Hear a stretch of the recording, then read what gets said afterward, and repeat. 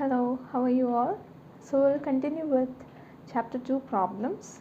Okay, so within 2 or 3 sessions we'll finish chapter 2, then we'll move to the new chapter. Okay, and don't miss any of these problems. These are very selective problems and definitely it will come for your board and entrance examinations. Okay, so try to practice these problems whenever you get time. Okay, and also share with your friends as well. So let's begin. The value of sine of 2 tan inverse 0.75 is, so sine of 2 tan inverse 0.75 is same as what? 3 by 4, right? 0.5 is 1 by 2. Similarly, 0.75 is 3 by 4. If you have confusion, you can take it in the calculator. Okay, so 0.75 we can write as 3 by 4. So for this function, we have a property, that is sine inverse 2x by 1 plus x square. We have 3 different properties, but why we are taking sine function? Because here it is sine. So sine and sine inverse, there is a chance to get cancelled, right? So that's why.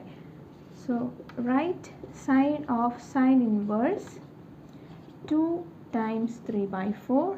This is our x divided by 1 plus 3 by 4 the whole square. Okay. So now it will be sine of sine inverse 2 times 3 is going to be 6 divided by 4, 1 plus 3 square, 4 square, right? So 3 square is what? 3 by 4 the whole square is same as 3 square divided by 4 square. So 3 square is 9 divided by 4 square is 16. Okay. Now here we can just simplify it with respect to 2. So here it will be 3, this will be 2. And here we can do the cross multiplication.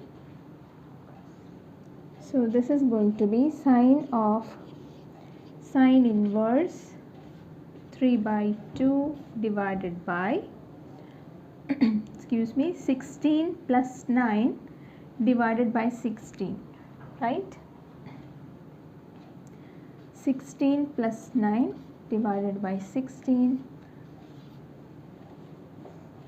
So how to do the cross multiplication? I hope you all are clear. Those who didn't go through the sessions, please go through it and understand. Okay, so 16 plus 9 will give us 25. Okay, so this can be 25. Now take the reciprocal. We have a by b by c by d form, right? So it will be a by b times d by c. Okay, so this is in form of a by b by c by d. I'm just repeating this only for the students who are attending this classes first time. Okay, so it will be sine of sine inverse. So a by b is going to be 3 by 2 times d by c. So 16 by 25. So this will be 8, right? So 8 times 3 is 24. So 24 divided by 25, right? And now sine and sine inverse will get cancelled. So our answer will be 24 divided by 25. Clear? Let's move to the next problem. This is our next problem. The value of 2 sec inverse 2 plus sine inverse 1 by 2 is what? So here, whenever these kind of values come, better we can just replace it with the similar functions. Okay, so in case of 2, sec pi by 3 will gives us 2. Okay, also Sine pi by 6 value is 1 by 2. So just replace 2 and 1 by 2 with these functions. So sec pi by 3 equals plus sine inverse sine pi by 6. Okay, now this sine inverse, sec inverse and sec, also sine inverse and sine will get cancelled. So we'll get 2